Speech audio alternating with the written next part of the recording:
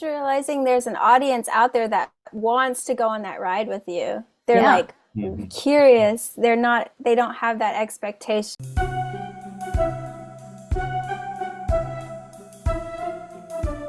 On November 30th at Emerson Hall, the Nashville-based chamber ensemble Chatterbird will present The Blossoming, a cross-collaborative concert with songwriter, vocalist, and instrumentalist known as Dream Chambers and solo synth artist Sonya Waters. The evening will feature 7 brand new arrangements of songs written for modular synthesizer, voice, and ensemble. Today, we are lucky to interview both Jess Chambers, the artist behind Dream Chambers, and Sonya Waters about the collaboration and performance. Thank you for being here. I guess to get started, can you tell me how the collaboration began? How did you all meet? You go, Jess. Okay. I met Sonya years ago when I was playing guitar and singing and touring New Zealand, and I was in Auckland, New Zealand, where she lived at the time, and I was opening for the Fleet Foxes, which was really cool for me at the time, and I was excited. And she hosted me and my band at her house, and she was working with her partner. They were doing a promotional. He was working as a promoter, bringing artists into New Zealand, and so we met through the industry, and also through music. Just the music scene in New Zealand is quite small, and so you get to know most everybody. So over the years, we lost touch we met, and then we didn't really see each other or be in touch at all until last year. I was in New Zealand visiting, and I needed a synthesizer, and Sonya loaned me her Moog Mother 32 semi-modular synthesizer, and I was able to play a show, and I was so grateful. And we reconnected in that way, and stayed in touch, and I saw her perform So Sonya has a really long history of making music, like of many genres. So yeah, we reconnected through synthesizers, which is only one aspect of what she does. Yeah. What is Nashville's experimental music scene like? Is this connected in community that I'm hearing here? Is it this small? So the Nashville community is really vibrant in terms of ambient music, and there's been people making ambient music for a really long time here. I think it's just been underground until pretty recently, until maybe like 2018, started getting more attention. But yeah, my connection with Nashville electronic music was a real surprise. Like, I moved here from New Zealand. I was born in New Zealand. My mom's American. I have dual citizenship. I was a singer-songwriter in New Zealand for a really long time, and I moved to Nashville to pursue, singing and playing my guitar. My husband played mandolin at the time, and we were like aspiring Gillian Welch, David Rawlings type sound, which was really fun and really wonderful. And I listened back to that with a full heart. But somehow when I got here, I just completely changed tack, and I encountered the Nashville electronic experimental scene at Betty's. My neighbor introduced me to modular synthesizers and started taking me to these crazy noise shows where I was like, what is happening? And it just kind of blew my mind, because I'm used to going to these shows where a singer-songwriter gets on stage and they're going to play you a song that starts with an intro, verse, bridge, chorus, and it's going to be around 3 minutes long, and they'll probably do like 10 to 12 songs, and then we all clap, and but the noise show is like, you have no idea what anyone's going to do. You don't know how they're making the noise or the sound. And everyone there was just so excited about sound itself, which just blew me away. And I got into this more deeper understanding of the power, like of the sonics, of the frequencies, like rather than just like fixating on writing a perfect song, like there's this entire world of sound. And it really sparked my curiosity and just changed the course of my life. And I think it brought me to synthesizers. And yeah, how that relates to New Zealand is, I think when I went back to New Zealand, I'd been in a very small singer-songwriter ecosystem there, and then I came back and I just became aware of all of these other people who were doing all of this experimental music and curious about like field recordings and musique concrète and all of these things. And then I reconnected with Sonya in that realm, where we'd both been in the singer-songwriter realm when we first connected, and then we reconnected in this whole other way.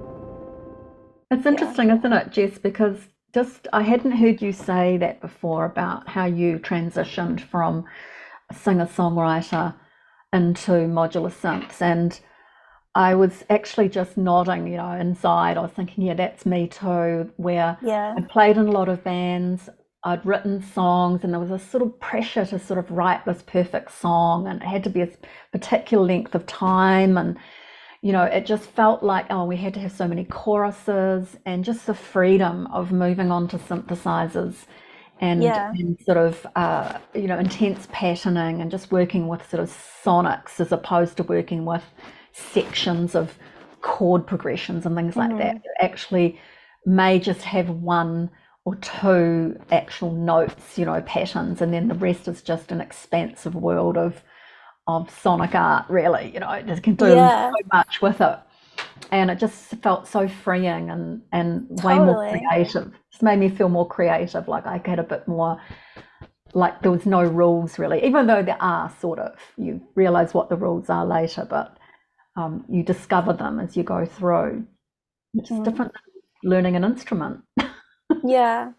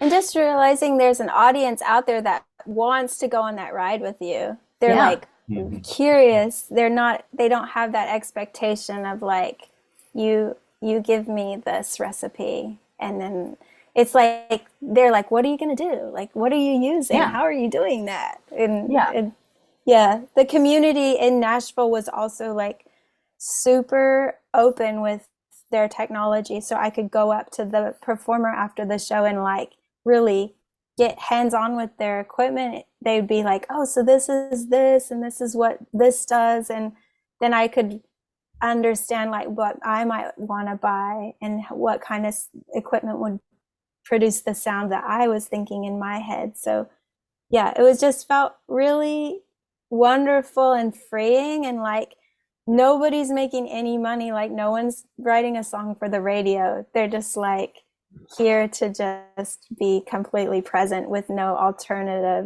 ulterior intention, which felt very pure and liberating for me. Interesting, Jess. Yeah. That's interesting. So you brought your guitar to Nashville and it introduced you to electronic music. Yeah, so surprising. You wouldn't be the first composers to be to reject convention. That's quite interesting, though, at the same time. Yeah. Can you talk a little bit about the compositional process? I drew from the press release that Dream Chambers they wrote the works originally, and then you, Sonya Waters, arranged them for orchestra. Is that correct? Was Chatterbird in your mind when the composition of the pieces began? Should I refer them to them as songs or pieces or selections? So for my part, I didn't have Chatterbird in mind because I'd written the pieces and I had no idea that I would be offered this amazing opportunity to work with classical musicians. So I had already composed them. I'm confused as I don't know if they're songs or pieces, because they definitely have like a melodic arc. Like they have a so I'm really informed by my songwriting background. So I don't know, you'd have to tell me if they're a song or a piece, but I think when it came to passing on the pieces to Sonya, I think that you would have had Chatterbird in mind, right, Sonya? Yeah. Because you had wanted to work with them. When we first talked, you'd wanted to work with them and you weren't sure about how to, make some orchestral music. So when I started working on the pieces, I was really I call them pieces because I feel like, personally, I just feel like there's elements of song in there, but I feel like they're more pieces than songs. To me, a song would have verse, chorus. And there are parts of this where there's vocals, but I wouldn't say that it's very obvious what the lyrics are. But I started with MIDI using Spitfire Audio's BBC orchestra. It's a MIDI composer, and I just listened to Jess's beautiful music and I played a few things in and then decided, I tried a few different things to see if I can make something work with her music. So, and especially what timbres would work. We had discussed together what instruments would work, and we definitely thought harp, flute, clarinet, violin, viola, and cello would be the choices.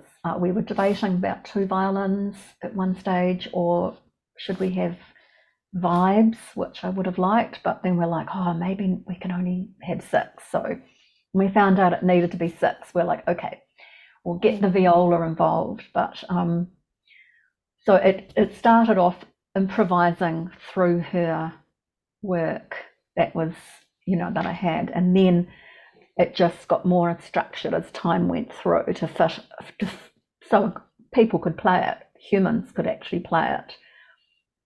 So it sounds like a bit of a roundabout way to compose. Like I didn't just do it with pen and paper. And I think that makes it quite interesting that it kept that slightly improvisational quality that the modular synths are kind of known for. Cool. it's really intriguing to me. Traditionally, at least from my amateur perspective, you assume that electronic music starts with either a sampled natural sound or an electronic sound and then adjusts it. But you're starting with the electronic and moving it to the acoustic, to the it's not Wendy Carlos treating Bach, it's Bach treating Wendy Carlos, which is interesting. It's the inverse, right? Yeah. It's really quite cool. So are there some inspirations behind the different pieces? So the inspiration, I think what happened is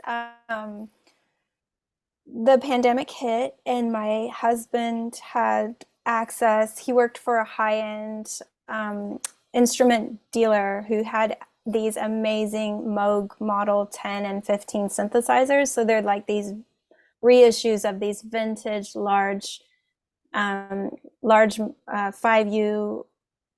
So I work with Eurorack, which is a small, more affordable version of modular synthesis, but these were like these amazing rare synthesizers that he let me hold on to until they sold. So I had these instruments in my house and I just started experimenting with the sounds and the patterns, and these songs just came about. And I think that they were like inspired by me being inside, kind of weathering this pandemic with my cat, focusing on the cat and the sunlight and my plants, and like, how can I make this a beautiful experience even though it's so stressful? And so all of these songs, I think, are coming from a place of like I'm self-soothing, comforting myself, and then going into like these darker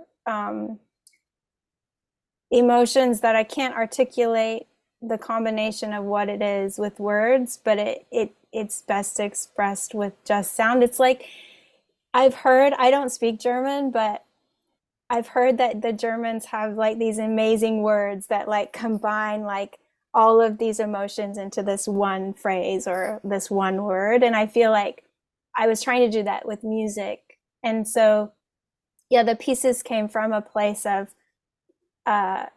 reflecting and expressing the complexity of this feeling and then trying to resolve it musically, I think. But the piece together, I look at them all, and the concert's called The Blossoming. So to me, it was like almost feeling like I'm underground and I'm pushing up and I'm coming up. The synthesizers to me are very transcendental sound, like it's like you're taking off from the earth. And when I think of them in terms of color, like to me, the guitar is like muted browns and earthy tones, and it's very like almost monochromatic, but synthesizers to me are like iridescent rainbow spectrum of every tone and shade, and it's like sparkling. So the songs were like pushing up into this like transcendental sparkling explosion of like trying to elevate myself. In like, I'm probably in a neurological sense, like my brain chemistry, trying to activate something. And the synthesizers do that to me. Like, I think I actually get like a tingle at the back of my head. Like when you open up the filter, it's like, oh my God. And I just like tangentially, the classical strings give me that same like, the hair goes up on my arms. And so I'm just like so excited about having the two married together in this concert. So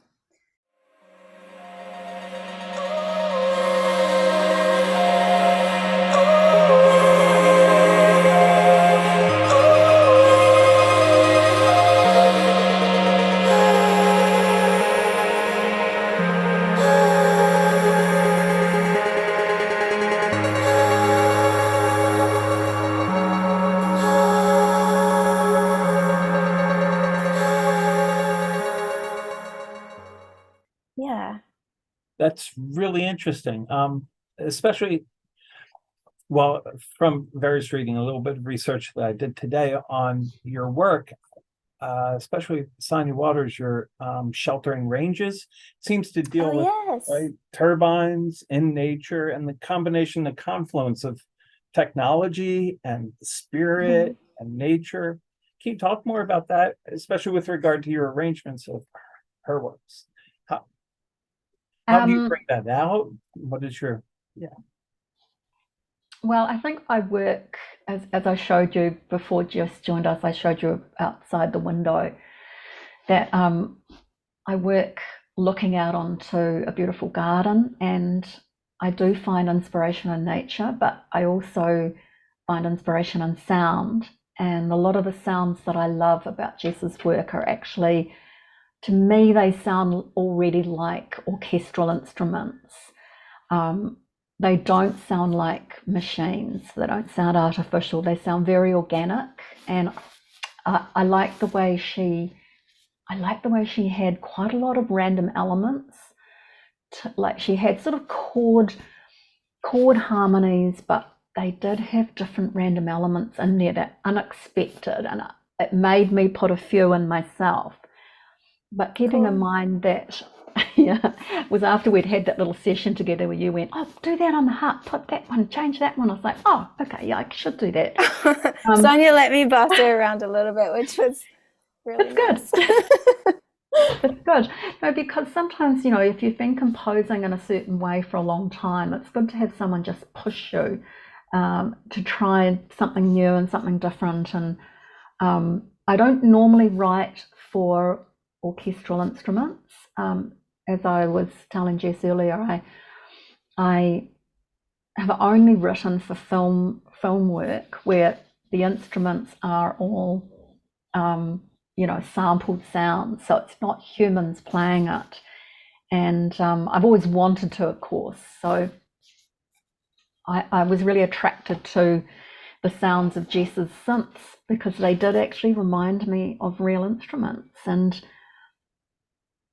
I think I just intuitively worked through listening to the pieces, and then just intuitively thought, well, this part could have some strings start here. It was very organic. I didn't kind of structure it like, oh, she's done 64 bars of this and I'm going to start there. I just, whatever I felt like happening, I just did it like that. Like, this should happen here, that should happen there. So it was all very, and then getting it down so that it actually looked like it was playable and could be put onto paper. That's probably the hardest part. Yeah.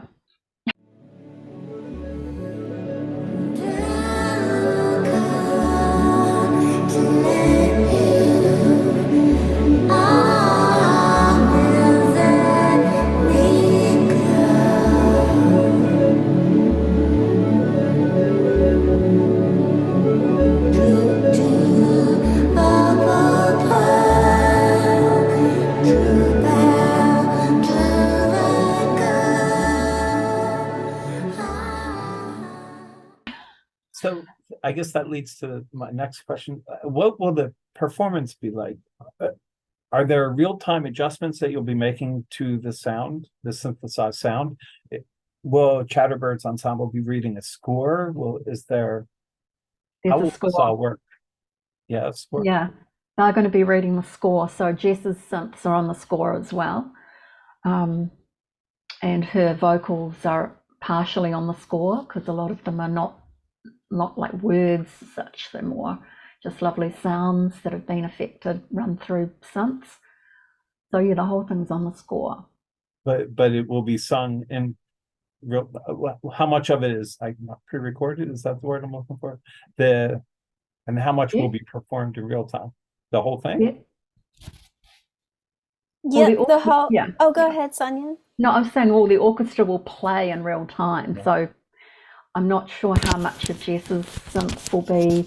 As you were talking earlier, some of your synths are sequenced, which isn't quite the same as pre-recorded. Maybe, Jess, you could talk about the sequencing and the changes you can make.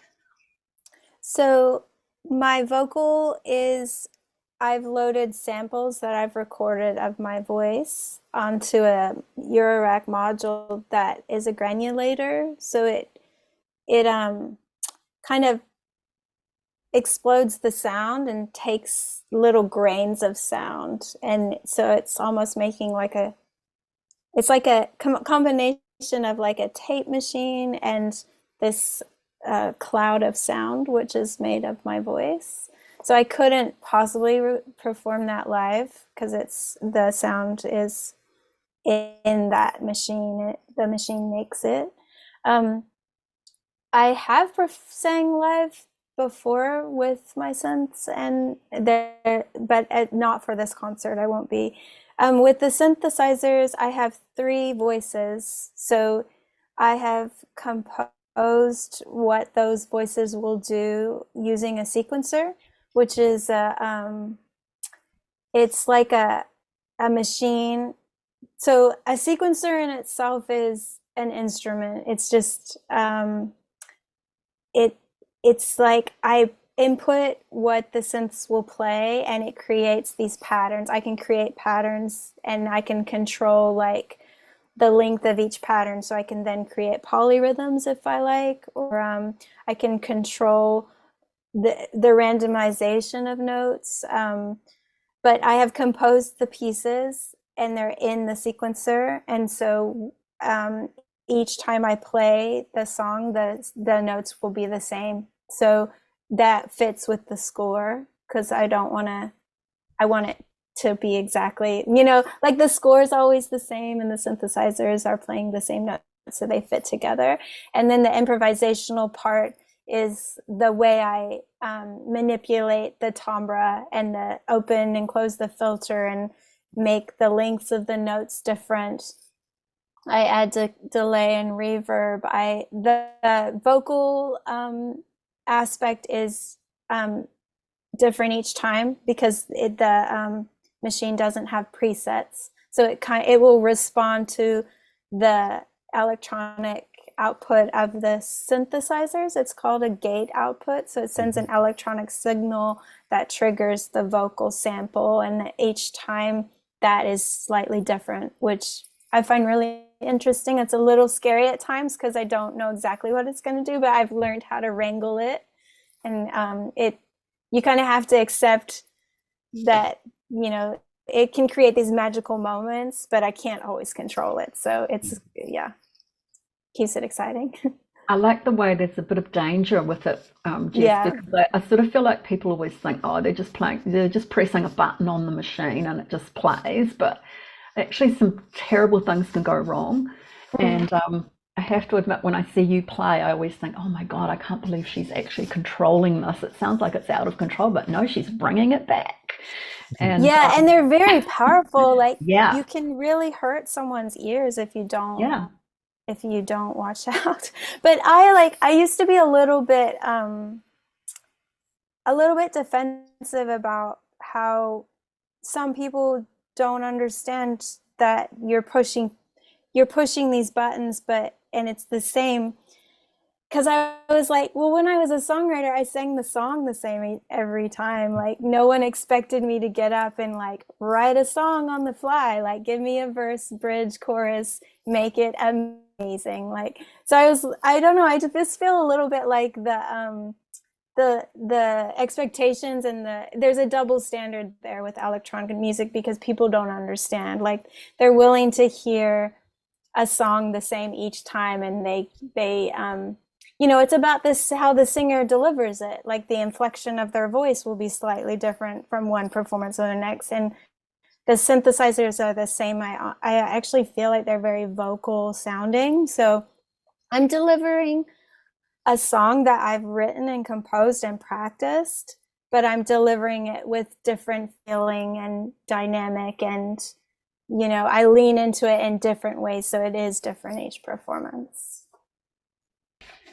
So there's interaction then between you and the orchestra. There's kind of you are responding in real time as well as yes, for sure. And with this concert, I have to I've never played with acoustic instruments, so these are very like powerful, immersive instruments that are usually, I perform through ideally a really large sound system with subwoofers. And so it's just like this huge wall of sound at times. And so I'm going to have to really dial it back and almost do like an unplugged version with the ensemble so that they're not lost in the mix. So this is a really interesting experiment for me. Yeah. Cool. I think too, Jess, some of the compositions that I was worried about the opposite. I was worried about Jess getting hidden behind, these big string sounds, and so with the composing, I'll just rise to the occasion. I'll just open up my filter some more. Yeah. Because actually I tried to balance it out, so there were places in each composition where you were featured more, where your synths were featured, especially if they're doing some lovely bubbling melodies and just quite random notes and something quite busy.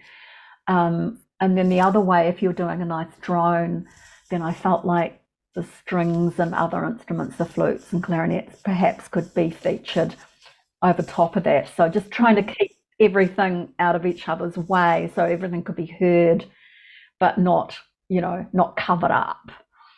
So, yeah, I feel really lucky to be working with you, Sonya, because you have a deep understanding of what I'm doing because you do it yourself, like through your solo performances with the synthesizers that you have. So you have like this dual understanding and knowledge of what my synths potentially will be doing, and then you can bring that classical element. And yeah, that's why I was drawn to work with you, because also you have this you understand the history of electronic music, and you've been deeply immersed in it. And so I feel really like you're bringing like a real broad knowledge to what I'm doing, which I feel really lucky.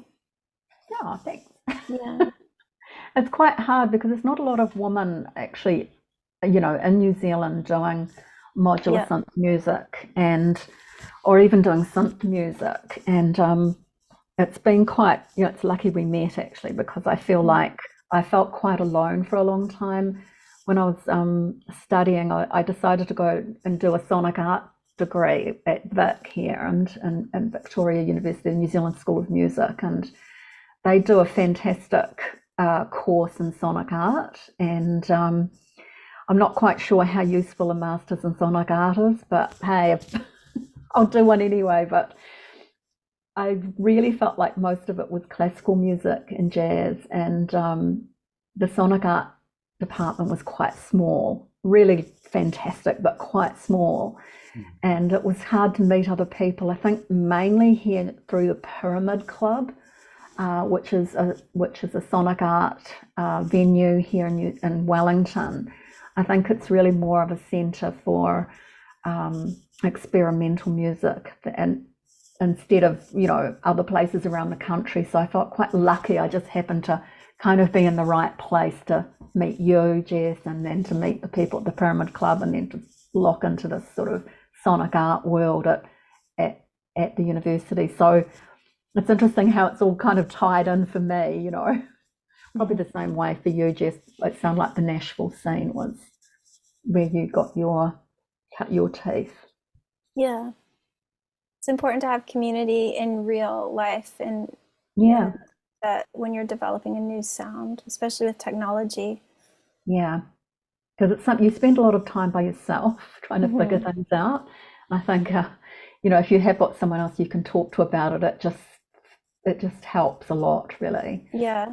Especially as a woman, because I feel like women in technology there's not a lot of women doing it, and I think there's more now starting. But it's just one of those things that it seems to be mainly men doing it, doing electronic music. I think that's starting to change throughout the world, not just here. For sure. That's a change that hopefully is coming in a lot of areas of music: conductors, composers, creators, composers. Yeah. Speaking of amplification and balance of sound, the Hall of the Performances in Emerson Halls, it's a former church, and I mean, it's kind of a statement, but it's a staple in Nashville, right? Performance spaces are always an issue and churches are often leaned on. But I'm wondering what would be the ideal space for this music? Like a dance hall, a concert hall, headphones? I feel like a listening space that's has that energy of meditative, like stillness, is the best with a good sound system. And yeah, what do you think, Sonia?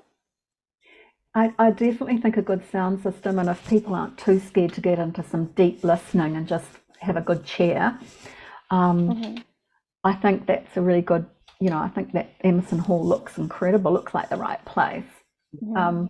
I couldn't help but think when you asked the question, Joseph, if a cave could be quite good, just be in a cave, a huge cave, and have those instruments and Jess in there and a big, a natural environment. But anyway, it's my fantasy. Yeah, that would be amazing. There's the caverns in Kentucky. Yeah. It's a venue. Oh my God, that would be amazing. Maybe for the sequel. Yeah. I guess I have a couple more questions. I see that Flooded Sun Liquid Light Show is presenting an immersive show. Yes. Can you tell me about that part of the collaboration? Will they be Yes. improvising over the score? Have they asked for the score? Is there? They just want to respond to the music in real time. So they have their dyes and all the colors, and I've specified, what my color preference is, and that it be slow moving and kind of lull people into like a stillness. And then there is dramatic moments during it with so then they'll respond to that. But I love liquid lights, and so the hall is all white walled, and they have 3 projectors, so it'll be a immersive light show, kind of encompassing the ensemble and the audience. So it's going to be very special. I meant to ask on the previous question, will the orchestra be mic'd? Yes. Yes. Yeah, amplified, and we're also recording and filming it, which is exciting. Can we look forward to a release, a recording of the concert? Yes, hopefully. Sonia and I were just talking about this earlier. Yeah, we're hoping, depending on how it turns out, of course, we would love to release it. So, yeah, we'll keep you posted. Are there any individual moments you think the audience should be listening for of the selections? What do you think, Sonia? Oh